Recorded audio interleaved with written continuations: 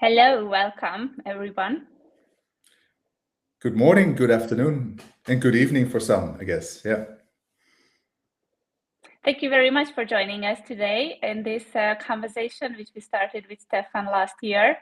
And today we thought that we're gonna jump into a bit different topic. But before we do so, then please feel free to introduce what we are actually doing here, Stefan. All right. Okay.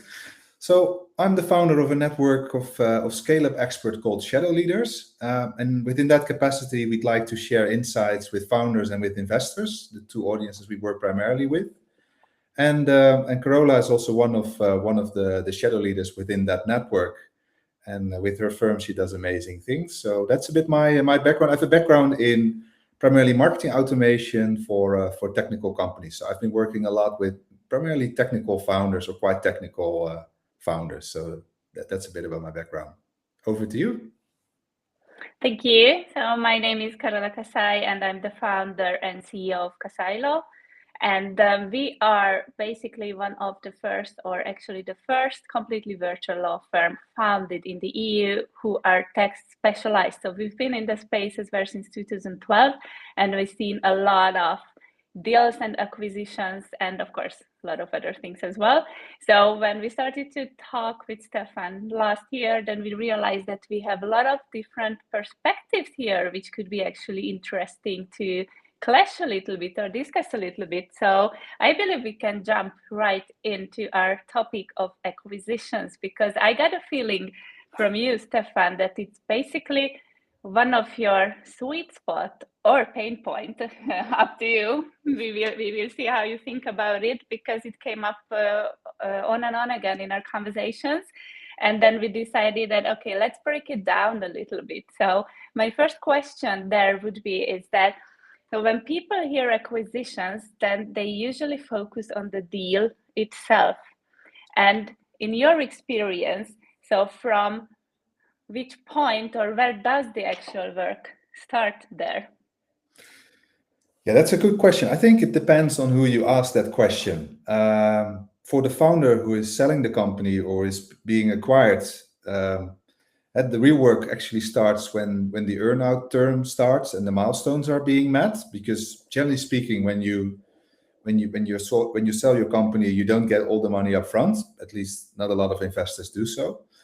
But for the employees in your firm, then it really starts when the new leadership team gets started and kicks in, and they show themselves a meeting, probably company-wide kickoff and other activities, and they come up with their own requirements, demands, IDs, culture, and all these interesting things. Frustrations. Yeah, as well. Fear. Yeah. And that we're gonna talk a little bit more about. But I think it's very important what you just said, that when it comes to an acquisition, actually we have to shift the focus a little bit from the deal itself. I know it's hard sometimes, but the real forest actually starts afterwards. And here we have very different perspectives. So we have the leadership perspective, of course, and within the leadership perspective, we can have significant other perspectives as well, as employees and growth and opportunities and failure stories, of course, and everything else. But my next question, still staying general a little bit now, is, in your opinion, Stefan, what's the biggest misconception when it comes to acquisitions? And again, of course, which perspective? I know you're going to answer that, but feel free to round up from all perspectives. Yeah. What do you mean with misconception? Do you mean the expectations up front? Yes. Yeah, I think in that sense, the biggest misconception is the difference between practice and reality, or sort of between preparation and reality, I must say. So practice is in a way what you do up front, like how will this thing pan out and how will things eventually be implemented. But I think the biggest difference is you can plan whatever you want, but the reality is always different. So you will always end up with this is generally true for life, right? Yeah. This is just one part of life, being acquired or acquired. Indeed, the plan without planning is nothing. But then again, you know, the proof is in the pudding and in the tasting. So I think that is a difficult thing for you as a founder and as a leader, but also for you as an investor, because the fact is you can do all the due diligence, you can do all the prep work up front, But when it really kicks in, what will happen with the staff? Will people stay around? Will they, out of fear or out of particular expectations, move on to other companies? Will they start their own company? Will they do other things? What will the founder do? How long will the founder or founder team, in case there are multiple founders, how long will they stay on? So you have a lot of ideas and things that you can plan for upfront, but then eventually what happens when it really kicks in, that is always a bit of speculation. And of course you come up with different scenarios, in my experience, in my opinion, but it's still quite hard to predict, okay, who's going to stay, who's going to leave, what kind of impact will change have on people, because some people love it, most people hate it. So that's my experience. Yes, and it's usually like with every major change, by the way. So I would use the big picture here as well, that, you know, when something changes structurally or any other way in a company, then the first reaction of people is usually that they get scared or they are insecure of what's going to happen. Yeah. And it also can... Yeah. Can I return the favor? When it comes to your experience more as somewhat of an outsider, as a law expert, how do you prepare founders for this as well, when it comes to this maybe disconnect between reality and planning? I think there is one very, very crucial perspective here, and it's not just, again, about acquisitions, but when they are founding a company and so on, is that they have to be very clear about their own expectations. So what do they want from this specific acquisition? Because it's so, again, as said, it's very, very easy to get lost in the money part, so the deal itself, and then can come a lot of disappointments. And it happens a lot of times because we've represented both sides as well throughout this year. So also the acquirer, of course, and also the target company.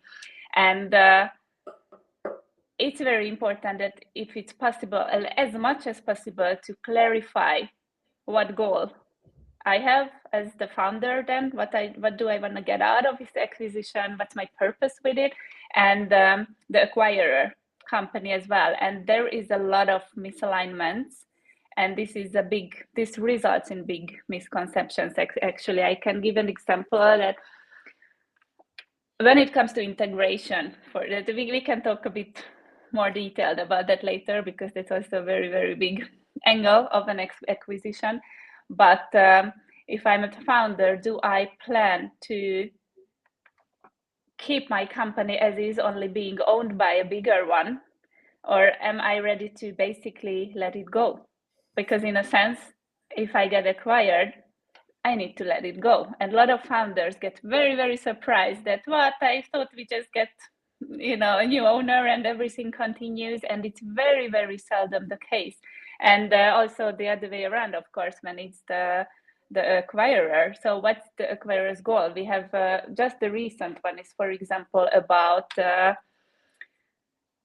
so there is a clash between two visions there. Actually, the vision of the target company is to grow in Europe, and the vision of the acquirer is to grow in Asia, so in a very different market. They don't care about Europe, and this turned out or became clear at a bit later stage, and it causes now very, very major clashes actually between the two parties.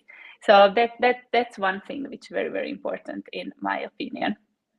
Great. Yeah, agree.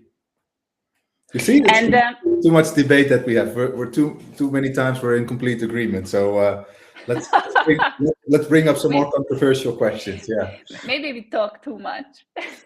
That is. But yeah. How would you structure then?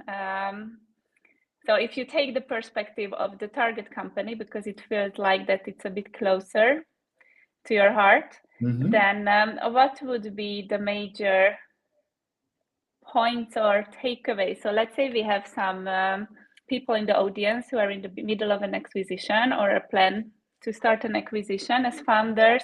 What would be the first thing they should take care of or set the focus onto? Yeah, I think it's a lot about managing expectations, both within sort of the committee that helps you with the acquisition, because generally speaking, it's not something that you do by yourself. You have representatives from the buying company and probably if you're a big bigger already yourself, you also have representatives from your side. Make sure that it's a very representative sample also of all the employees in your company. So don't only think about this from a leadership standpoint. I think that is very important.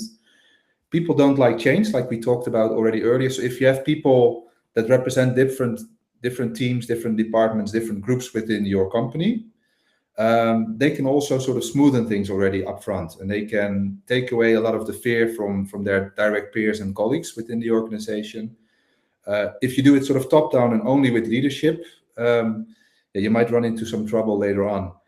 At the same time, I know that it's not always possible. So I've had an example myself also when we got acquired by a listed company, because for that very reason, you're not allowed to share the fact that you're being acquired with anyone else, because that will have an impact on the stock market. So in that case, you have to keep the team very small, and you might not have the luxury of having a good representation of your organization within the deal-making team. But that's a bit what I can advise. Make sure that ideally you have a very good representative sample in the room when it comes to the people within the organization. So yes, that probably also means that one lady or one guy that is always saying no to change, that might actually be a good person to have in the room. Yeah. I once heard a very straightforward and very, from some perspective, very cruel comment on that. Then, yeah, okay, they're not gonna like it, so they can just go. And there is a lot of leadership who actually think like that. But when it comes to, I think let's stick to the leadership a little bit more, because that's a very, very interesting scenario when it comes to an acquisition, when we experience leadership clashes. So what's your experience there, or have you been involved in some interesting stories? Yes, absolutely. Yeah. Of course, the most painful thing is when team members hear that there's no longer a spot for them at the table, right? So if you have two, I don't know, VPs of marketing, one from the acquiring company and one from the company that's acquired, you might have double roles and double positions, or two heads of sales, or two CFOs, or two. So that could cause some friction and problems, because there might not be a position available anymore for certain leaders. And that, of course, is a painful thing. Of course, you always have this sort of transition period, generally speaking. But some companies really want to remove the entire leadership team even when they acquire a company, because they want to make sure that it's their way, and their way is the only way that they like to do integrations and acquisitions, because maybe they do it, I don't know, twice a week, right? So for you as a founder, it might be a really big thing because you're being acquired for a good sum of money. But for a bigger company, this might be business as usual, and you might be just one of 40 acquisitions in a year, for instance. So also in that sense, there is a lot of differences in styles. Another example I can give is, I remember one leader who was saying that, we have the same culture, so don't worry about it. Nothing will change. Everything will stay as is. We just have a bigger market, and everything is going to be fine. But of course, everyone in the room during that kickoff, or most of the people at least, felt like, I'm not really sure. This might be a bit of a white lie in order to, try to make those who are worried a bit less worried. And that are actually directly confirmed also by the leader from the acquiring company, who said things that the other leader would never have said. The tone of voice, the use of language, the examples, even the personality of that leader was so much different than the other leader, that everyone felt like, okay, wow, what this guy was saying is not true. Panic. So actually, the effect that it had on the company, I think, was quite counterintuitive, because up front, maybe they prepped everything well on paper, like, yeah, we're just going to say that everything is just the same, and they will just buy in on it, and it's all going to be fine, because it also had to do with different nationalities, different backgrounds. So the point that nothing would change already changed during that literally first session, that first kickoff, the very first minutes actually of that meeting. So that was quite interesting, but also quite painful to experience. Yeah. Yes, and I believe that's also a very important key here, which you just mentioned, that it's much safer to think that everything's going to change from a founder's perspective than to just lean back on and oh, nothing's going to change, because then the surprise is much less. And of course, as you mentioned, for the acquirer, so if it's a big company especially, you might be 1 out of 40 this year. So obviously they can do also different strategies there, so like how much the integration level should be and so on, but sooner or later they will try to integrate, of course. Of course there are examples to the other way around as well, but that's much more common. And when it comes to the example which you just mentioned, that it's a very different leadership culture, a very big example of the recent years to that is Twitter, of course.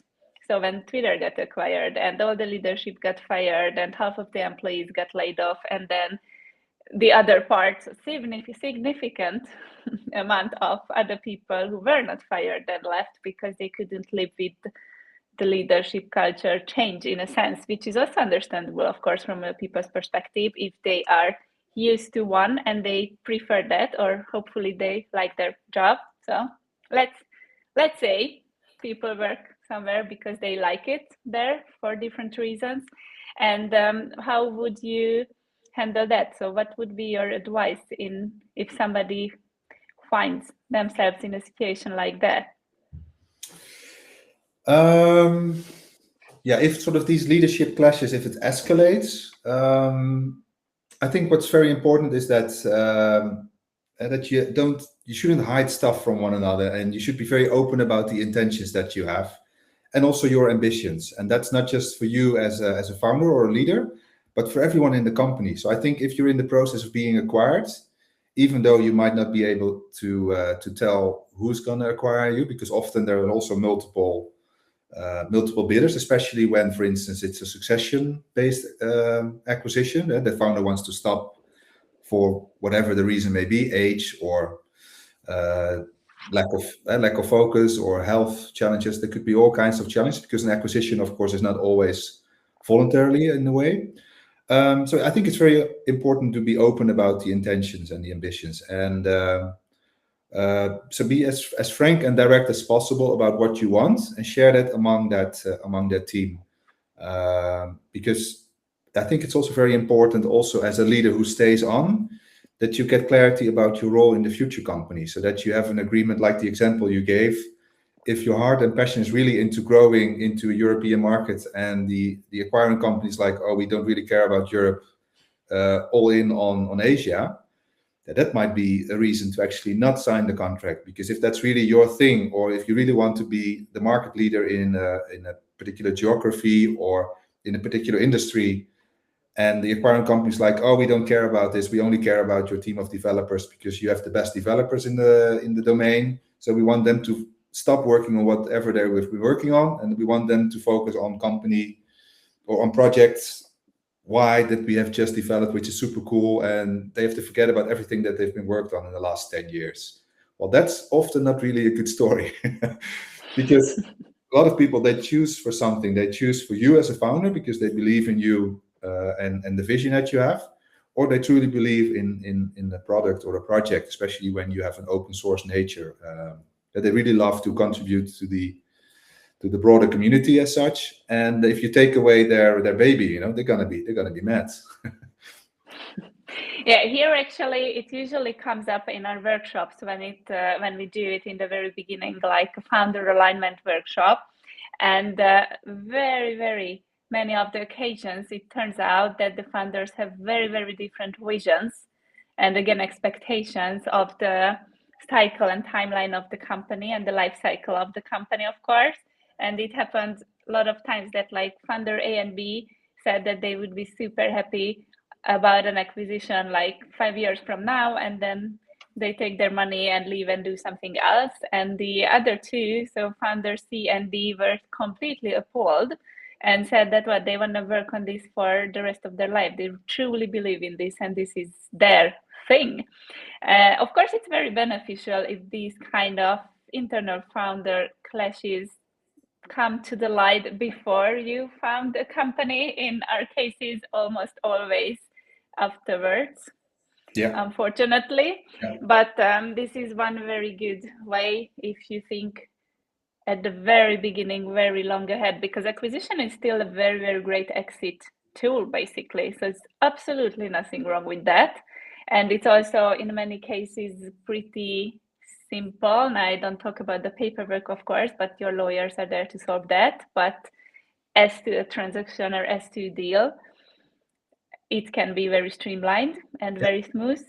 So it's still, we don't want to talk anyone out of it because it's still a really, really great tool, but it's worth to think a bit ahead. And you just mentioned another thing which made me think here, the company culture, because that's another potential clash which can happen, not just so within the leadership, of course, but I work at a startup, let's say. I'm used to a certain startup culture. It has a lot of perks, actually, that I believe a lot of us who are listening to this can agree to that. And of course, some challenges as well, which are, so this setup is very different if you work at a big multinational company, for example, or a corporation.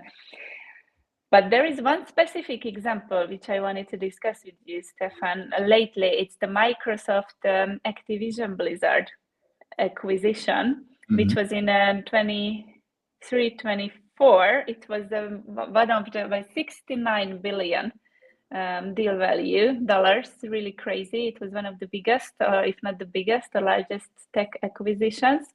And then there they had a company culture problem, more specifically that it turned out that the Activision Blizzard had a very, very toxic workplace culture. At least a lot of employees were complaining. There were a lot of lawsuits and so on.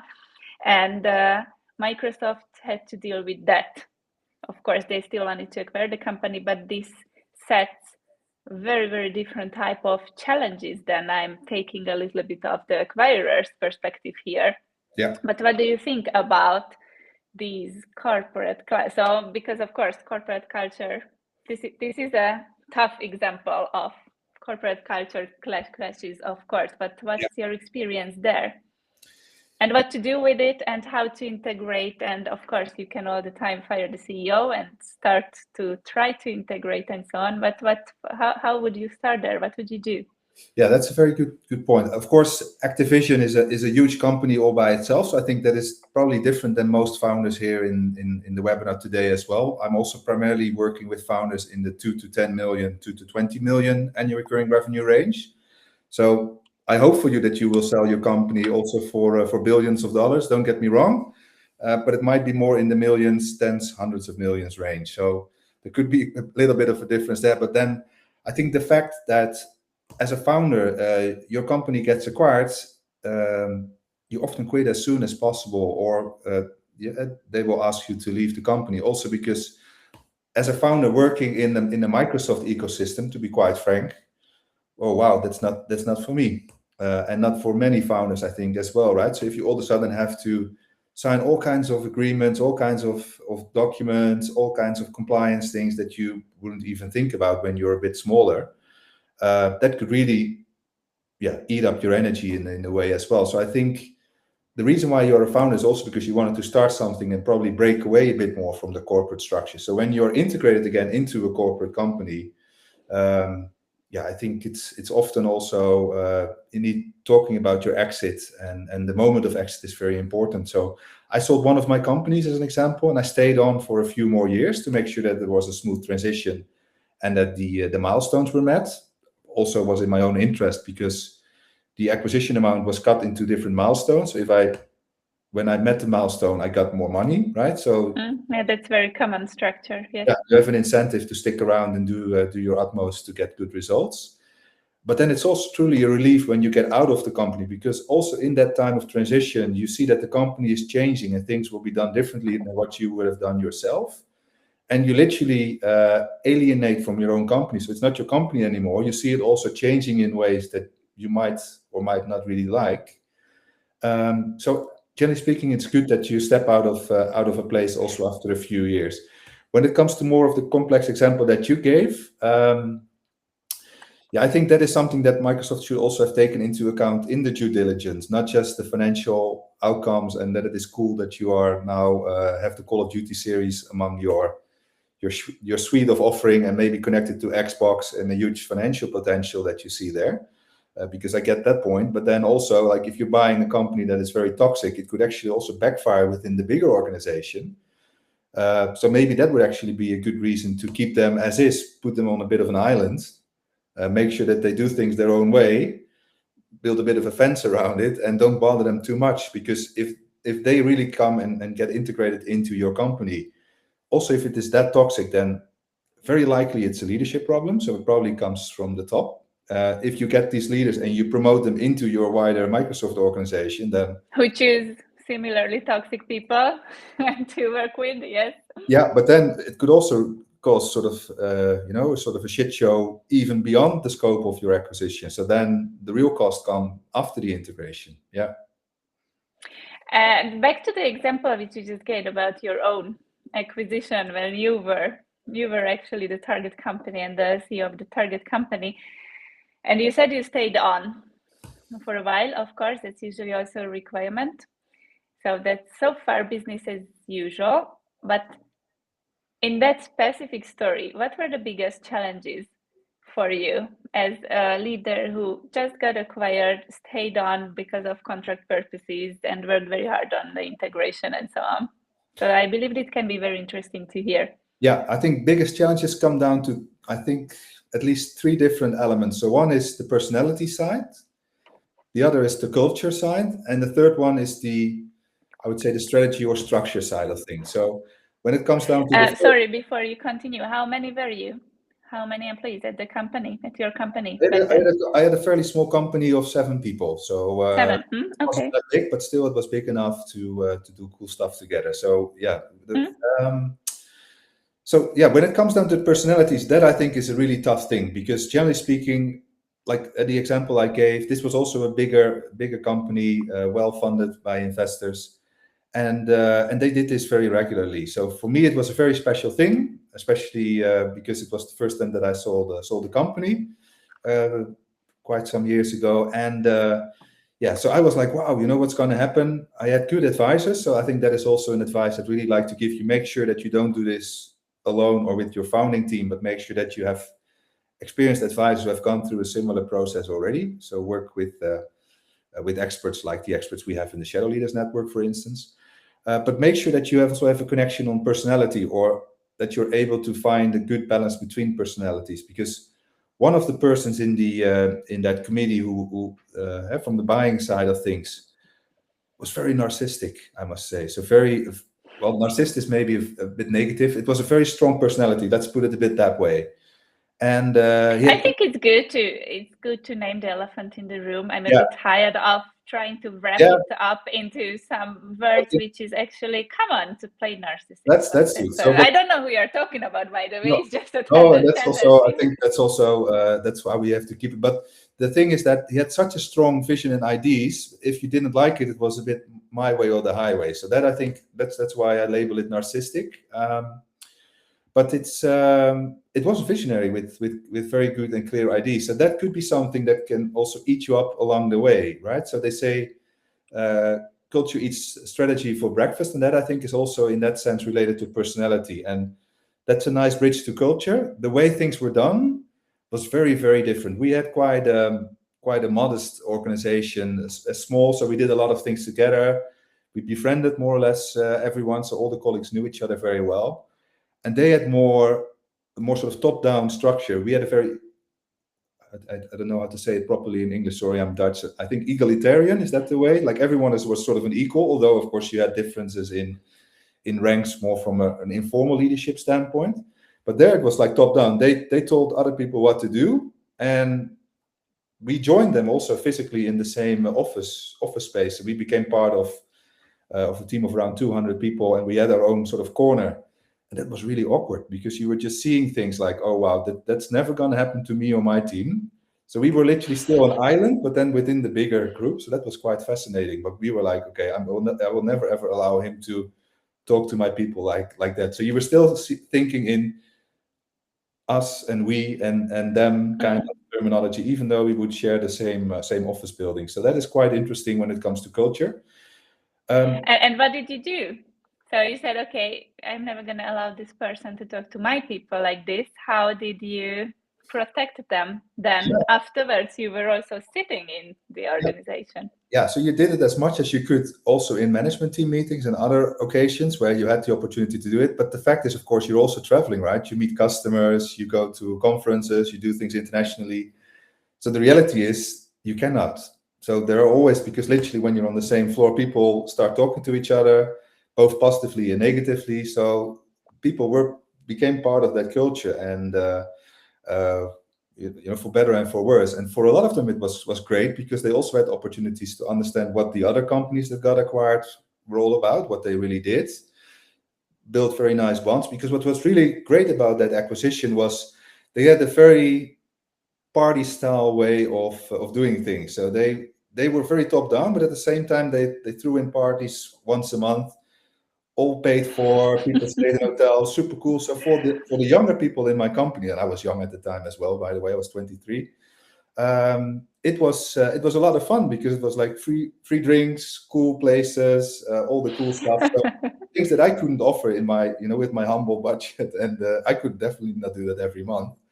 So that was a very nice thing actually that they could offer, and also it attracted new people, also even from the other teams who were like, "Wow, the cool technological things that you are doing with your team, can I join you?" And then of course I could also talk to management like, "Hey, we really need this person to join our team, and we need to find a replacement, of course, in the other company." So that was really nice about the integration and doing things together, because you can offer things that you couldn't do all by yourself, because all of a sudden there are budgets for things. You have more capacity. So also for instance, the development power was really an asset. So all of a sudden you could say, oh, okay, let's put 20 developers on this project. And I was like, wow, I all of a sudden get 20 plus. What a pace, right? It's really cool, that is really nice. So that was really great about it. And structure, I think, is the easiest part, to structure it in such a way that you become part of it. That is, like you mentioned also about the legalities, that's just a matter of organizing things properly.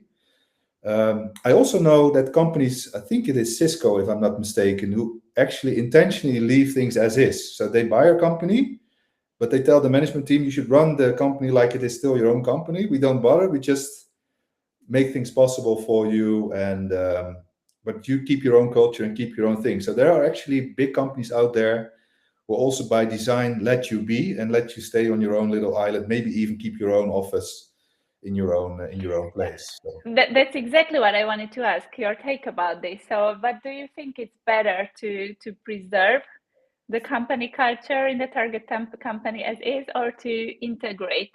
And I already know what you're going to answer, but let's hear.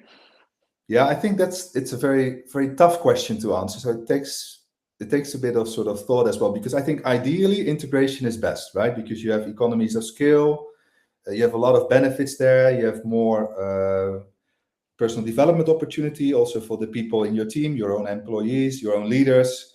So in the theory, integration I think is always best, but in reality, most often preserving the original company is easier to do, and also more straightforward.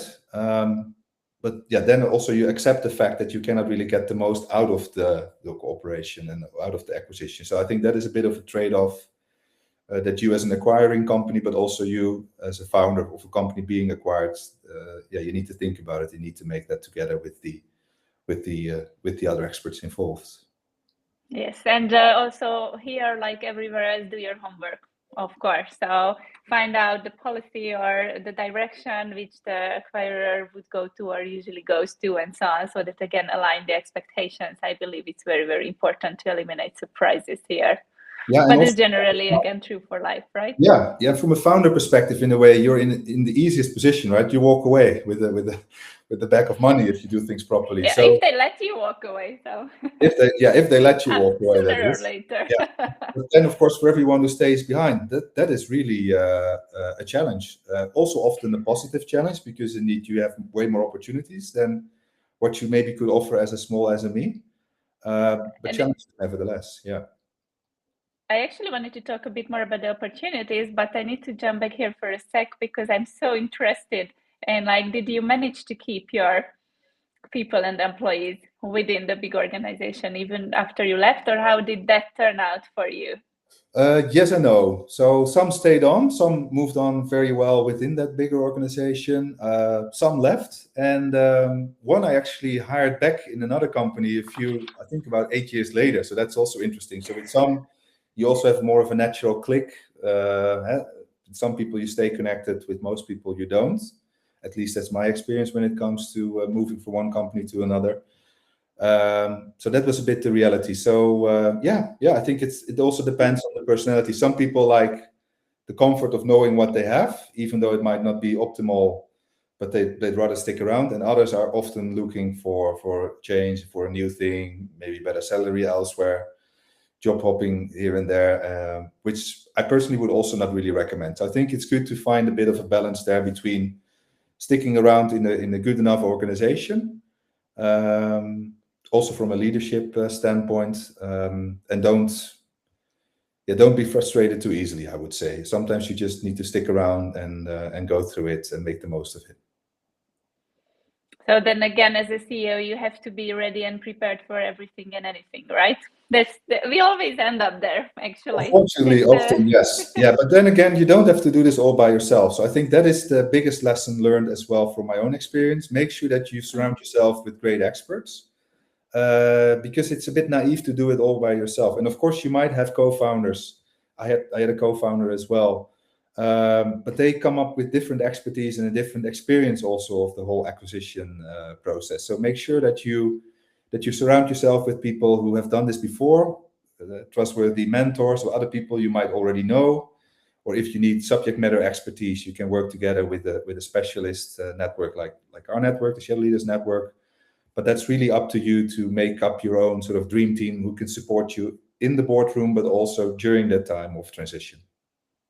And was it easy to get on board and all along with your co-founder during the acquisition or pre-acquisition and post-acquisition?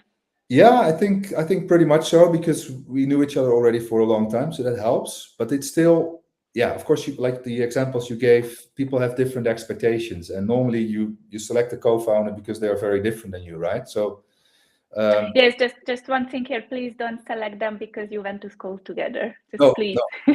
So, because that happens extremely lot of cases, so it requires a bit more due diligence than that. I also love to work with my friends, of course, but unless it was elementary school or high school, so that's just a small, because then there's so much time in between. One could do an engineering degree and the other a business degree and the third a law degree.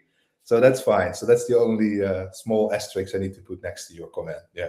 So finally, we are in disagreement somewhere. So that's good. Finally, because I have to adhere, but that's in my perspective, it's not enough yet. So because to build now we are doing a little pivot here, but still it's important that together a really good founders team and founding team, you have to complement the skills, not the universities. It's very, very important. And who is the right person, who has the right skill set to do the CEO job, not necessarily the one who is the most knowledgeable in the technical part, for example, and so on. So just because I have 3 friends, and what you said, one went to economics, I studied economics, the other law, the third one developer, and the fourth is marketing, and we know each other since we were 10. No, that doesn't mean that it's gonna be a good founding team. But this is we can talk about that later in another discussion. Very strong. And that I think is the problem also sometimes with experts, because you're an expert in law or engineering doesn't mean that you're an expert in everything. I think that is indeed, I think, a problem that I also see with the founders that I speak with. Some founders are so full of themselves, also in a good way, because it's important then to have a clear vision and see an opportunity that no one else sees, because that is in essence, I think, what a founder should do. But you could also overreact in a way that you think that you know it all. So yes, you are the founder. Yes, you are the CFO because you did this evening course of finance. Yes, you know how to build something with Lovable, so you're a programmer as well. Yes, you can do, because that actually is a bad thing. Also make sure that you know what you're not good at and surround yourself with people who are better than yourself. But that's more like you need a bit of a sidestep. That's a general advice for anyone. Yeah, that's a general, exactly. Entrepreneurship advice. I also teach it at the university courses all the time as well. Like good entrepreneurship starts with self-knowledge, actually. Yeah. But let's step back to the acquisition track here, because we talked about a lot of potential traps and things to be cautious about, but you also started to talk about the opportunities, which is also very, very important. So you mentioned the great office parties and so on. That's obviously could be one perk depending on the company itself, of course. But what other opportunities can an acquisition unlock? I think, generally speaking, you will be able to make more impact with your products and your services. There's a larger market. Do you think it's true? Yeah. Or your product's gonna disappear in the big Goliath? No, I think it's true, but of course it also depends on your product and your personality as a founder as well. How strong are you in also conveying that message to a bigger company? Because indeed, if you're 1 out of 40 acquisitions every year, it also you need to fight for attention in a way, right? Because otherwise they move on to the next shiny object. But I think generally speaking, you can make more impact, because that's also the reason why you got acquired in the first place. You've shown something that is worth money for an investor or someone who does the acquisition. Except if you are acquired to shut you down, because we saw several, that's a very aggressive strategy, but a lot of companies use it, that you could be potentially dangerous from a competition perspective. So they buy you to shut you down. I agree. That's also, but as a founder, that could also be a good thing, right? So if you have a competitor at your level that you've been competing with quite fiercely, and all of a sudden you're at this level and you can actually acquire them and they could become one of your colleagues. And that I think is also a great opportunity, right? So it could be to acquire other companies or suppliers or competitors to optimize the complete supply chain for your offering. Or like the example I gave, all of a sudden have access to 20 extra developers, so you can do things maybe 3 times faster than what you could do before. So I think there are a lot of benefits there. You can have a better distribution system. I think that is also a very important factor. And if you acquire a company that is the market leader in a particular geography, then all of a sudden you might be able to sell products in Japan. Maybe that was your big dream, and now all of a sudden it's a reality. You probably have more budget, more people, more capacity. So I think that those are all positive things, generally speaking, about an acquisition. But then again, if you're just one out of many, you have to constantly fight for that attention and also prove your worth. So upfront, of course, everyone is friends and everyone, it's champagne and all the good stuff. But then you need to show that you're worth the money, right? So they put money into you with particular milestones. If you don't meet these milestones, then the relationship will become sour quite quickly, I guess. So make sure that you also stay on track and also deal with all things that will be thrown at you and what will happen to you. And in that sense, what do you think was the most important leadership skill when it comes to acquisitions, or like during an acquisition? I think the ability to listen very well. And to be very frank, I'm bad at it. So because I was also one of those founders who was full of himself and full of the cool technology and everything else that we developed. So that's what I learned the hard way also over time. Make sure that you really listen to the acquiring party, to the people within your company, to the advisors. So make sure that you really build a more, I would say, holistic view of the reality than just your own sort of narrow vision in a way, because it will benefit you and the company eventually. So listening very well to the signals and not just the voices in the deal-making room, but also the voices of the people outside of the room, and find a good balance between speed and letting things be for a while. I think that is also very important. As a founder and you get acquired, and you might have this thing on the top of your list for many, many years, because that always has been the thing. And now all of a sudden that becomes priority number 5. That is quite painful, because you see that certain things will go tremendously slow. Other things that you hoped for that would be finally solved, because that was a pain you had for a long time. And you're like, okay, now we have the budget, or now we have the whatever it is that the solution is from the acquiring company, and then nothing happens. So that could also be very frustrating. Like, crap, I thought that this would be solved because now finally we have access to this team of talent or to this new market, and nothing happens. Why? And yeah, that is something you have to cope with and deal with. So be flexible, but that of course is something that you already learn within your own organization. But make sure that you listen very well, also to voices of people who might go against your own gut feel and your own ideas and visions. And what was, or do you think there are some moments during an acquisition process which founders usually underestimate, actually?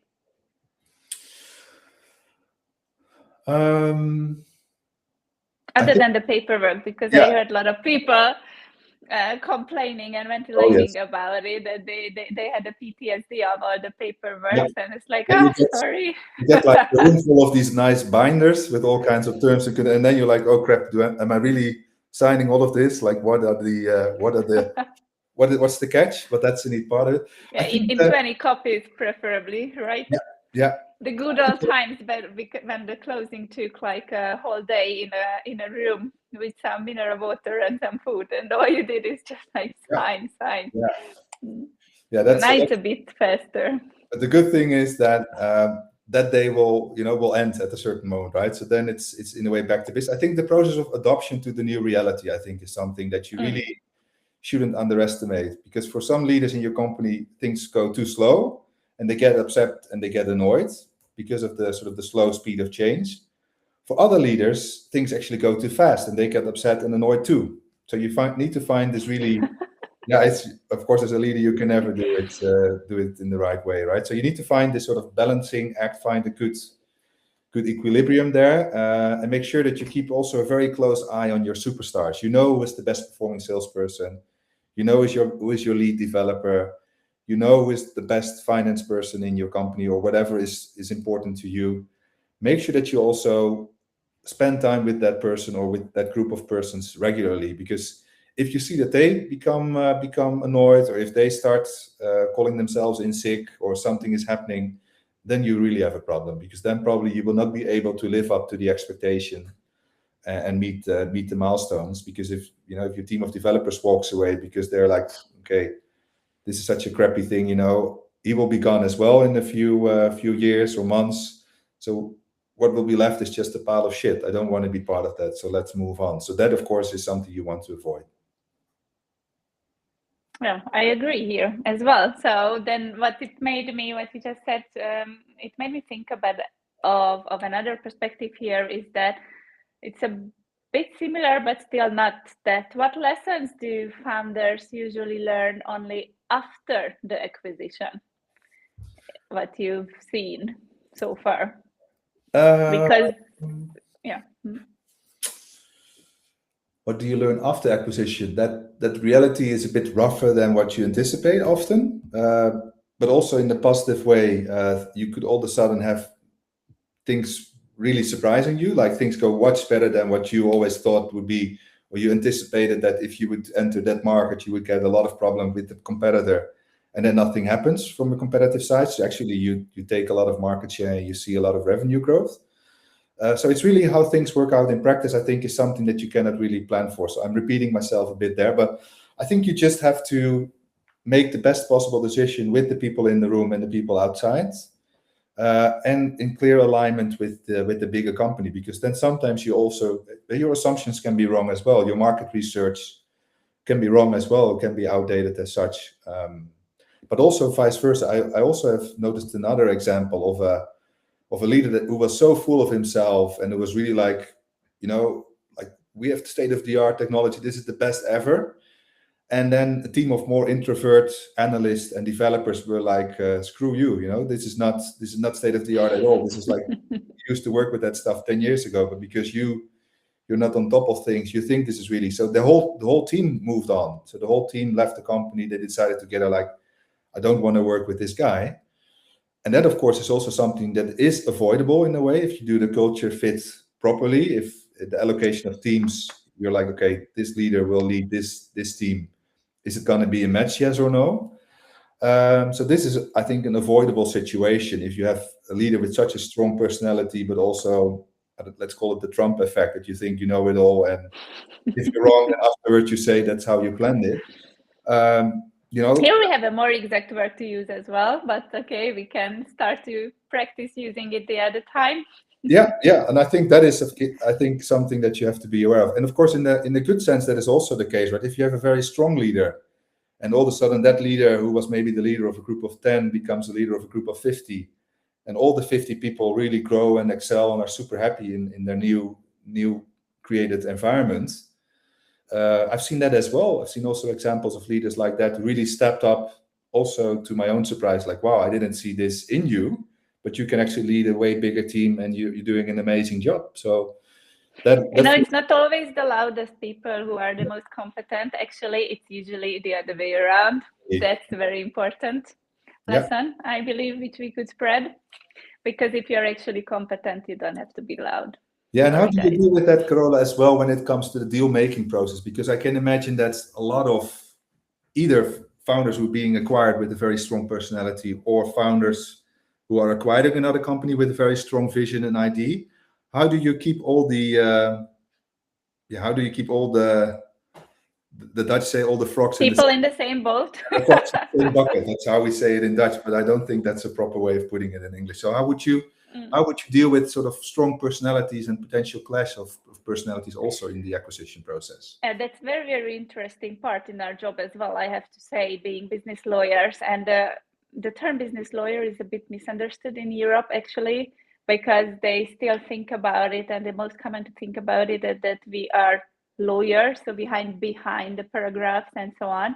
But we are actually business advisors. That's very, very important. And there are some countries where this culture is more like stronger, but in EU it's still a bit different. So in that sense, a very, very significant part of our job is actually being the bridge, which you just mentioned before. So it's a lot of clashes also in the background. And, we stand in the middle. We try to create a deal which hopefully is beneficial to all parties or both parties. And everybody is just coming and ventilating. So one to the left ear, one to the right ear, of course. And it requires a lot of skills, actually, like both psychologically and, those kind of communication skills to actually get them into the same boat. But as I said, I really like this part of the job. And this is also why I'm absolutely not worried that AI is going to take my job as a lawyer. No, it's not. It's just going to make a significant certain part simpler, but an even more significant part is left there. So it's a very good question. And as said, it requires those kind of skills, which is not always present, especially with lawyers, I mean, because especially if we are talking about different business culture. So let's say that a US company wants to acquire a Swedish company, and then we are sitting in the middle, try to negotiate and make a deal. And it's exactly what you just said. The one is complaining about that the other is too slow.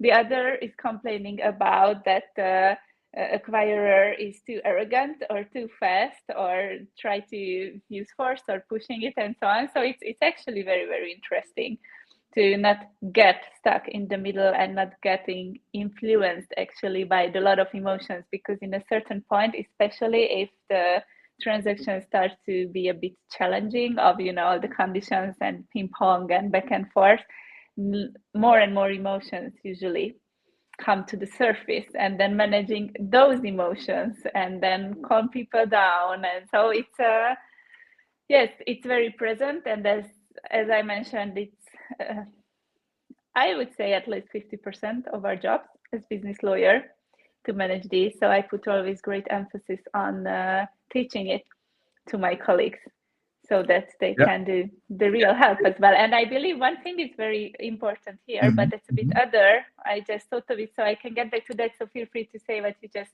thought now.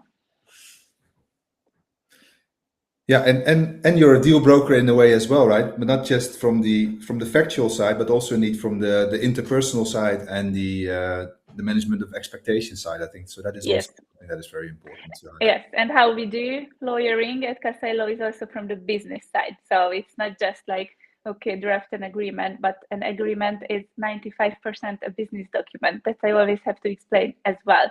It's like 5% of strict, straightforward legaling. Yes, it's there, but it's a business document. So yes, to try to create exactly like a broker, to create a deal which could be good or bad and use certain strategies there and so on. That's really interesting, and I believe our time is also up, by the way, so we can then close the conversation. But there is one very interesting aspect which I wanted to say now, and I would be very interested in your take as well, because we've now discussed a lot of soft aspects, so not the hard, like this is a piece of paper to sign and what are the milestones and the conditions, but equally, if not even more important aspects here when it comes to an acquisition.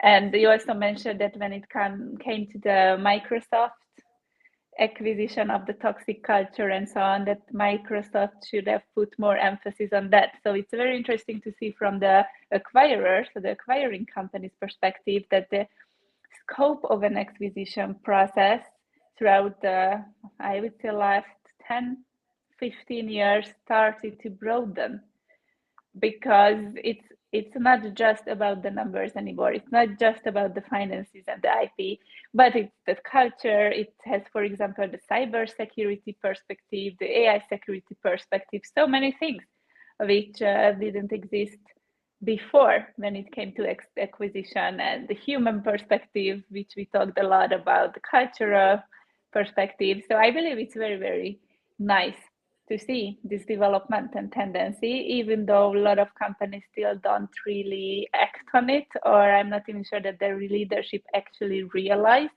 that this part is also changing. Like this part, by this part I mean acquisitions, and the whole process and everything around it is also changing, like everything else. But I'm very happy to see it.